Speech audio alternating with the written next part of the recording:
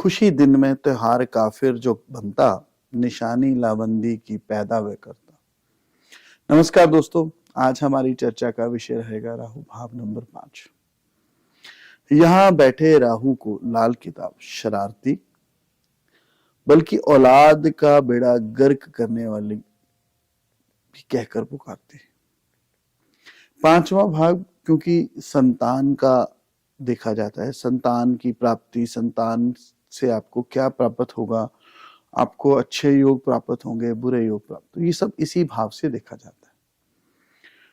यहां तक कि जो पेट से रिलेटेड प्रॉब्लम्स हैं, उससे संबंधित जितने भी रोग हैं, वे भी 5वें भाव से ही देखे जाते हैं।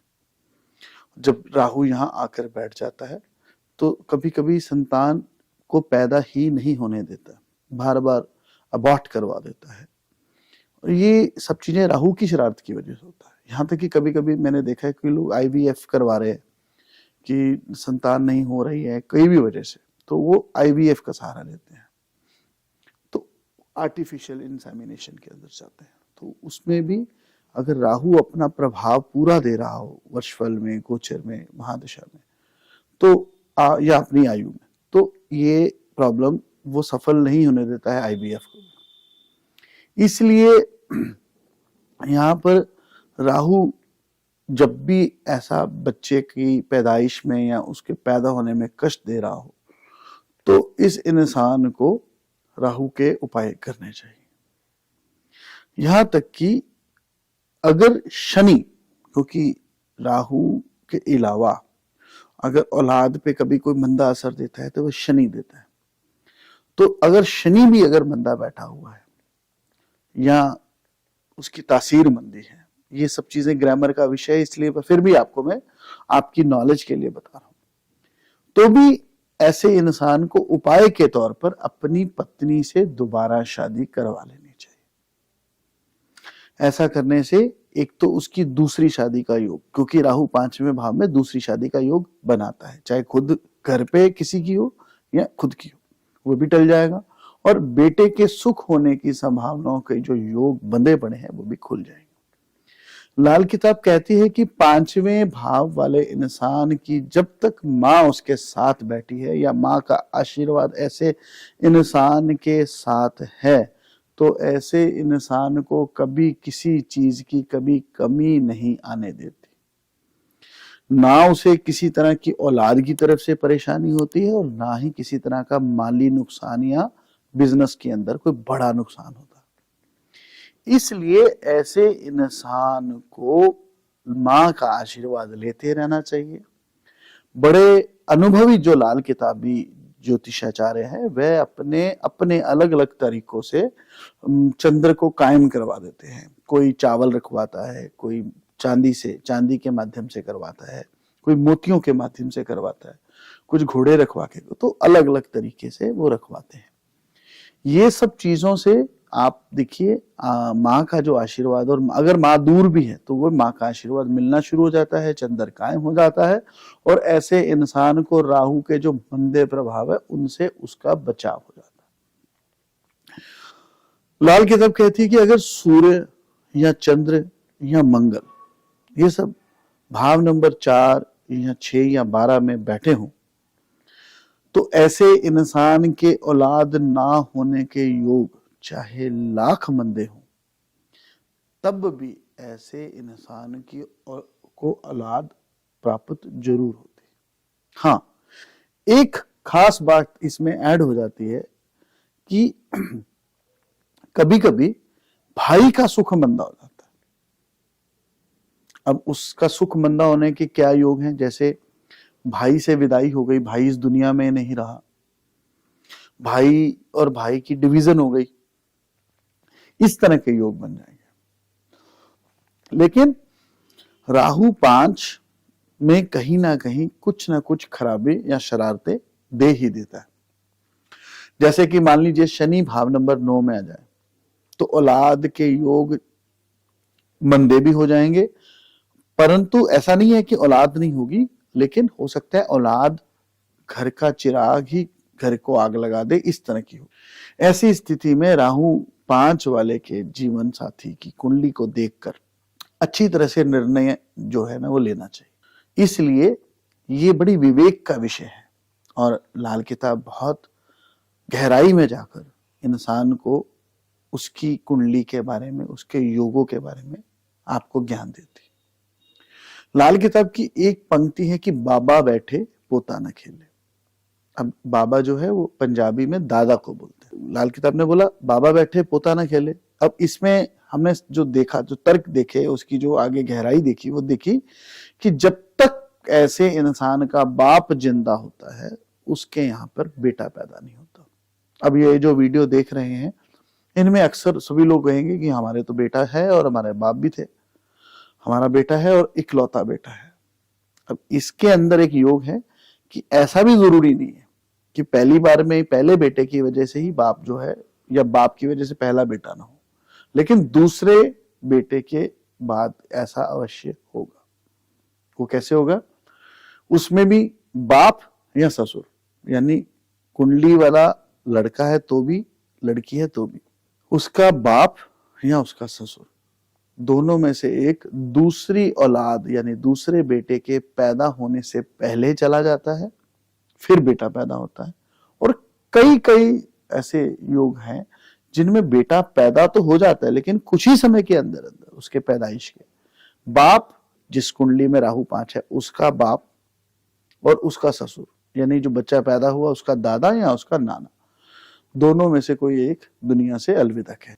इस कुंडली के बड़े अजीबोगरीब योग हैं, परंतु ये बड़े एहतियात से इस इंसान को, जब भी कोई लाल किताब का ज्योतिषी इस पे फलादेश कह रहा हो तो उसको इन चीजों के एहतियात देखने भी चाहिए और उसको अच्छे तरह से उसका उपयोग करना चाहिए, तभी वह इसकी गहराई में जाकर अपना फल कथन कह पाएगा। एक बात मैंने और देखी है कि मान लीजिए शनि और राहु दोनों 5वें भाव में आके बैठ जाए, ऐसे इंसान के यहाँ अगर औलाद होने वाली हो तो वो अबॉर्ट हो जाती है, और खास करके तब अगर गर्भ में बेटा हो। ये सब चीजें औलाद के ऊपर, होने वाली औलाद पर सिर्फ बेटे के ऊपर असर करेगी, बेटी पे।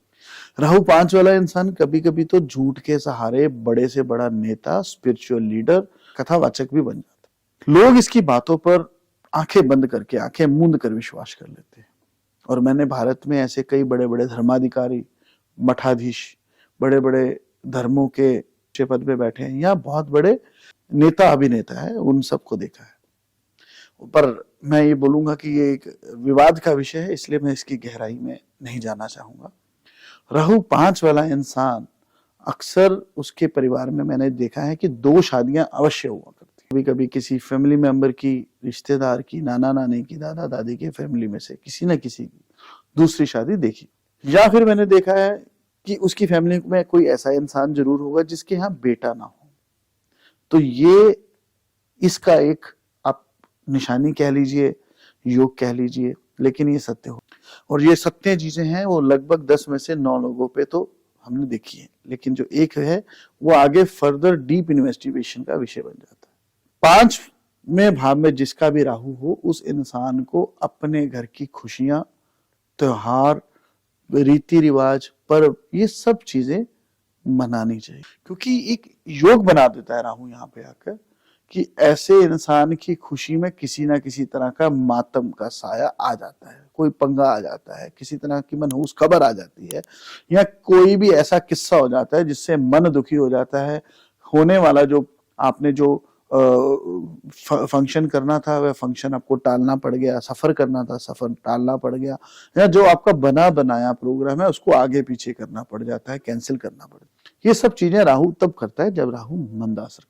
इसलिए यहाँ पर आए हुए राहु का, 5वें भाव में बैठे हुए राहु का आपको उपाय से उसको नेक करना बहुत जरूरी। इस विषय को मैं जितना चाहूं उतना खींचूं, पर ये बहुत लंबा विषय है और कभी कभी ज्यादा बोलने से, ज्यादा एक्सप्लेन करने से अर्थ का अनर्थ लोग समझ लेते हैं, अपनी मर्जी से उसके अपने अलग मतलब निकालते हैं, फिर हमें जब उसका नुकसान होता है तो हमें व्हाट्सएप पे मैसेज करते हैं। मेरी आपसे सलाह है कि आप उतना ही इस पे अमल कीजिए जितना बताया गया है, या अगर आपको डाउट है तो आप इसकी चर्चा उचित फीस और परामर्श लेकर किसी अच्छे विद्वान से जरूर कीजिए। दोस्तों, अभी मैं बात करता हूं ऐसे इंसान को क्या बिजनेस करना चाहिए।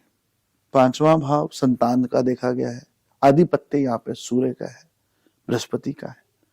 तो ऐसे इंसान को टॉयज का बिजनेस करना चाहिए, संतान की खुशी के लिए जो कार्य है। दूसरा कॉपर, तांबा सूर्य को रिप्रेजेंट करता है और उससे बनी हुई बिजली की तारें राहु से। तो ऐसा इंसान सूर्य यानी सरकार, राहु यानी बिजली यानी गवर्नमेंट का कोई भी ऐसा डिपार्टमेंट जो बिजली से रिलेटेड है, इलेक्ट्रिसिटी से रिलेटेड है, इन सब जगह पर आपको बिजनेस करना, आपको कॉन्ट्रैक्ट लेने, कॉन्ट्रैक्टर बनना, नौकरी करना फायदा देगा। जैसे कि मैंने बोला स्पिरिचुअल लीडर, तो स्पिरिचुअल लीडर बनना या कोई राजनेता बनना ये भी फायदा देगा, क्योंकि राजनेता में सरकार और झूठ बोलने में राहु, ये दोनों चीजों का कॉम्बिनेशन होता है और ये इंसान उसका फायदा उठा लेता है। उपाय के तौर पर चांदी के उपाय हैं, जैसे कि गंगा जल में चांदी का हाथी स्थापित कीजिए। अलग अलग जो ज्योतिषी हैं वे चंद्र स्थापित करवाते हैं, कोई मोतियों के द्वारा करवाता है, कोई चावल रखवा के, कोई चांदी से, कोई स्टैचू रखवाता है हॉर्स के, तो ये सब चीजें वो करवाते हैं। इसके साथ साथ ऐसे इंसान को दहलीज में चांदी की चौरस पट्टी, पत्री कह लो, पट्टी कह लो, वो डालनी चाहिए, एक एंड से दूसरे एंड तक बिना उसका जोड़ लगे। इसका ध्यान रखना आपको आवश्यक। पति पत्नी में ना बनती हो, औलाद ना होती हो, तो ऐसे इंसान को दूसरी शादी करानी नेक फल। दोस्तों, जो राहु है वह हमारी दिमाग की सोच है। बिजली की चमक के साथ जो चमक की तरह आती और आके चलेगी, यानी कि एक सेकंड के भी 100वें या 1000वें हिस्से की जो सोच है उसे राहु बोलते। आप गाड़ी चला रहे हैं, एकदम से आपके सामने कोई आ गया, तो आपके पास क्या विकल्प है, दाएं मुड़े या बाएं मुड़े। अब ये आपकी बुद्धि, विवेक और उस राहु की कृपा होगी कि आप किधर मुड़ेंगे जिससे आप बच जाएं या आपका एक्सीडेंट। इसका जो फल है वो राहु देगा। इसी प्रकार जो तेज रफ्तार है, झूठ है, फरेब है, धोखा है, रिश्वत लेना, इन सब से 2 नंबर की कमाई करना, ये सब राहु की वजह। इसी वजह से लीगल पंगे खड़े कर देता है राहु, पुलिस के पंगे, सरकारी विभाग की रेड या किसी भी प्रकार के कानूनी पचड़, जेल यात्रा, एक्सीडेंट से हॉस्पिटल पहुंचना, बीमारी या किसी तरह की दिमागी चोटें, दिमागी परेशानियां, ये सब चीजें राहु की दृष्टि से होती है। इसलिए इन सब बातों के लिए मैं आपको किसी अच्छे उचित जानकार की मदद लेने के लिए सलाह देता हूं। इन सब बातों से मैं चाहूंगा इन पे अमल भी कीजिए, और अगर आपके किसी मित्र या किसी बंधु का, दोस्त का राहु भाव 5 में है तो उसे ये वीडियो फॉरवर्ड कीजिए, हो सकता है ये उसके काम की हो। जल्दी ही हम आगे मिलेंगे अगले एपिसोड में, राहु के अगले भावों पे हम चर्चा करेंगे। अपना आशीर्वाद बनाए रखिए। नमस्कार।